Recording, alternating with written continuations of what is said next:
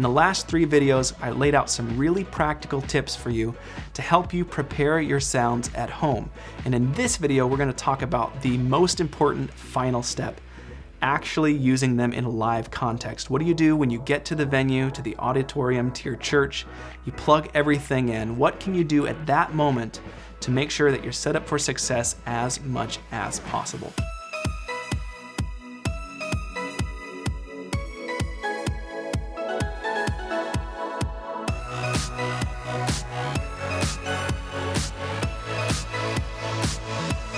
Hey everyone, David from Sunday Sounds here, and welcome to the last video in our series on building patches that sound great live.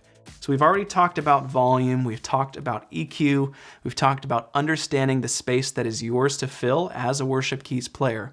In this last video, I want to talk with you about a relationship, specifically the relationship between you and your front of house audio engineer.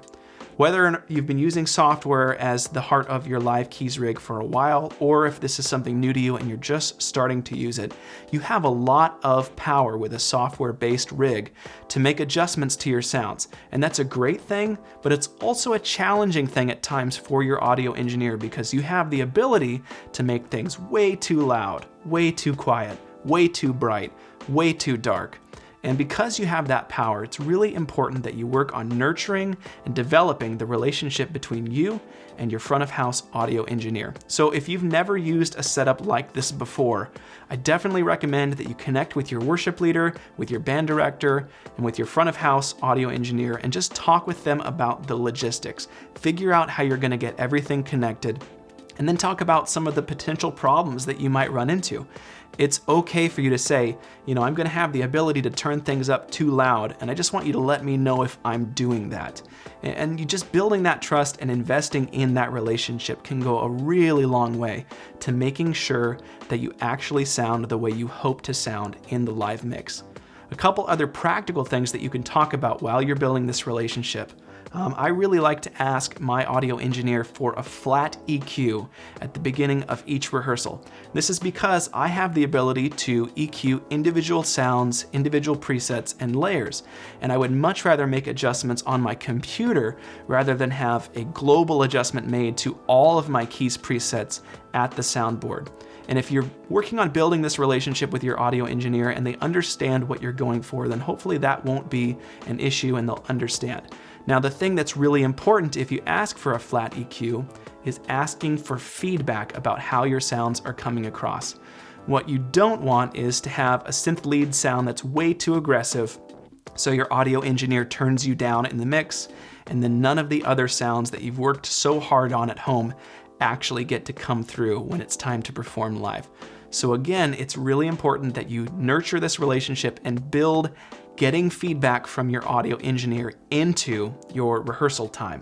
If you can get to rehearsal early, gosh, it can go such a long way towards making sure that the hard work you put in at home pays off. I understand that's not always a possibility, but even if you can arrive 5 or 10 minutes early and just go through each of your patches really briefly and ask your audio engineer for feedback, it can really make a big, big difference.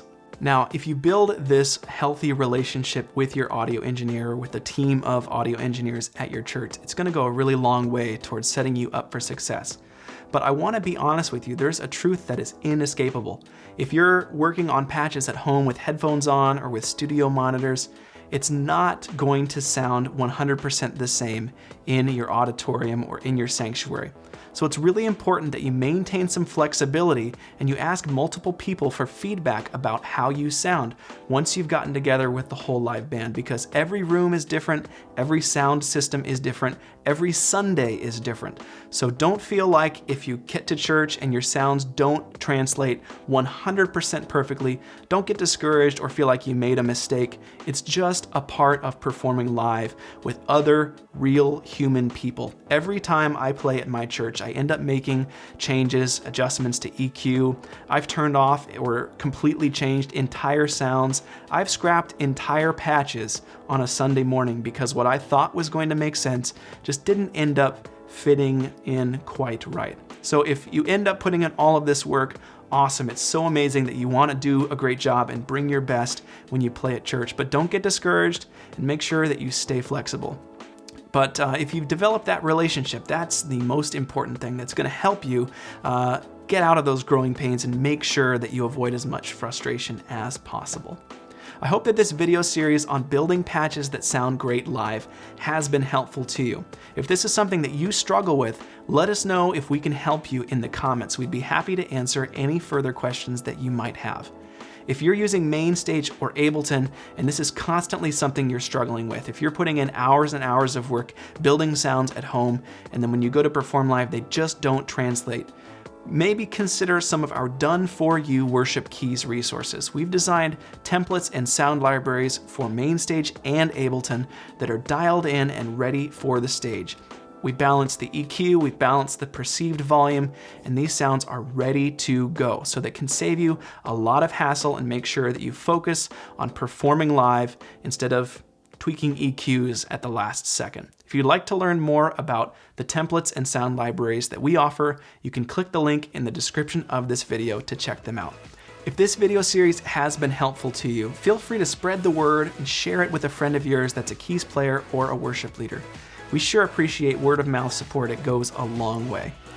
Thanks for checking out this video series. Have a great time playing key sounds that sound great live, and have a great day.